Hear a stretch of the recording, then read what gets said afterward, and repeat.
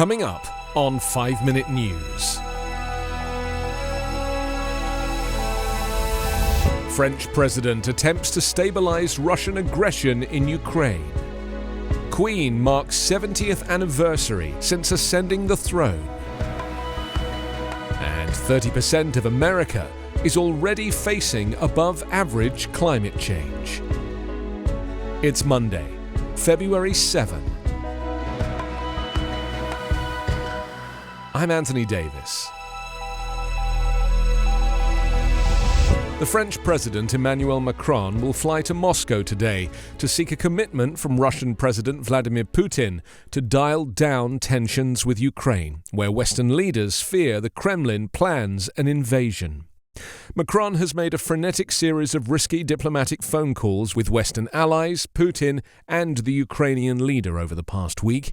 He will follow up on Tuesday with a visit to Kiev, staking a lot of political capital on a mission that could prove embarrassing if he returns empty-handed. Russia has massed some 100,000 troops near Ukraine and demanded NATO and US security guarantees, including that NATO never admit Ukraine as a member.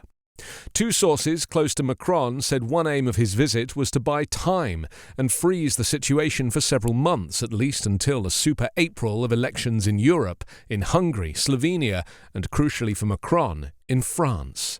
The French leader, who has earned a reputation for highly publicized diplomatic forays since he took power in 2017, has both tried to cajole and confront Putin over the past 5 years.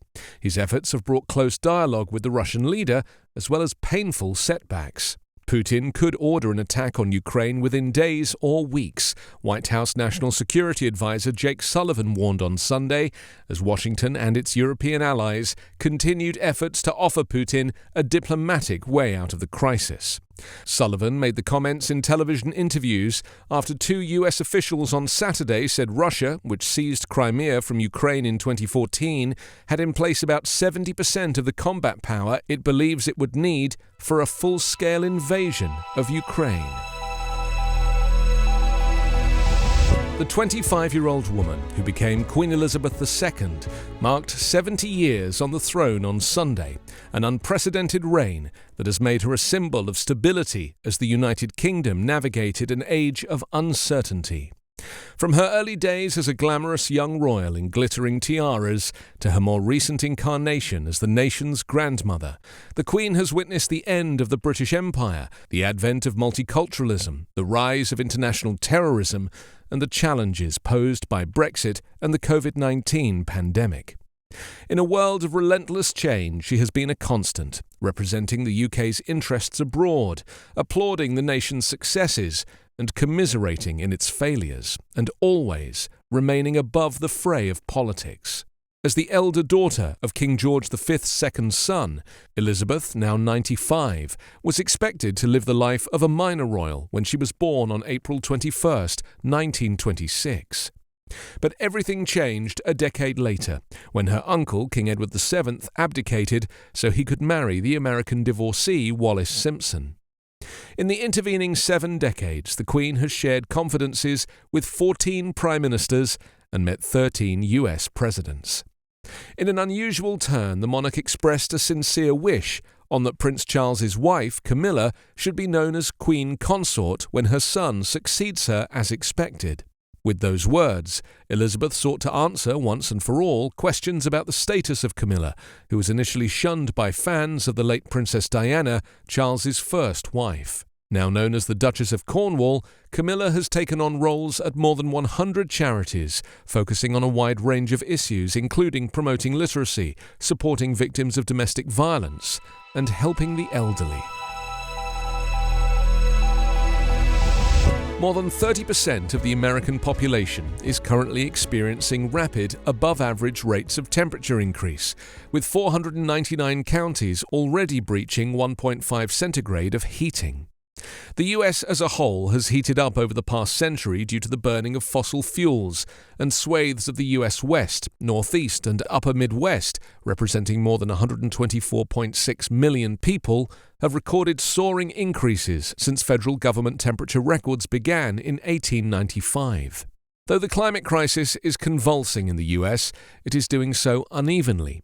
Hotspots of extreme warming have emerged in many of America's largest cities, and places as diverse as California's balmy coast to the previously frigid northern reaches of Minnesota, while other places, particularly in the south, have barely seen their temperatures budge.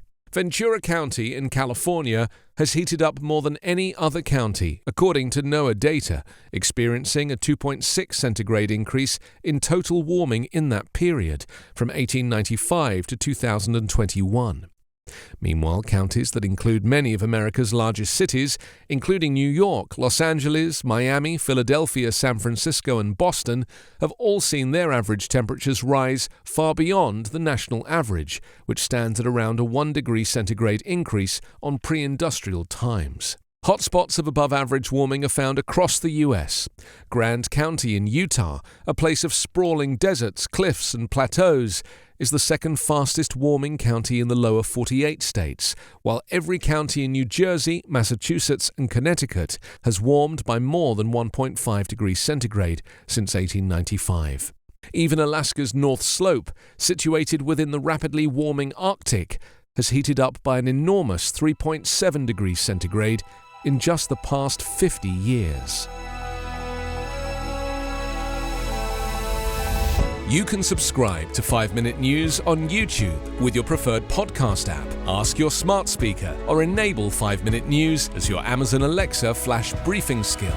Subscribe, rate and review online at 5minute.news. 5-Minute News is an Evergreen podcast covering politics, inequality, health and climate, delivering independent, unbiased and essential world news daily.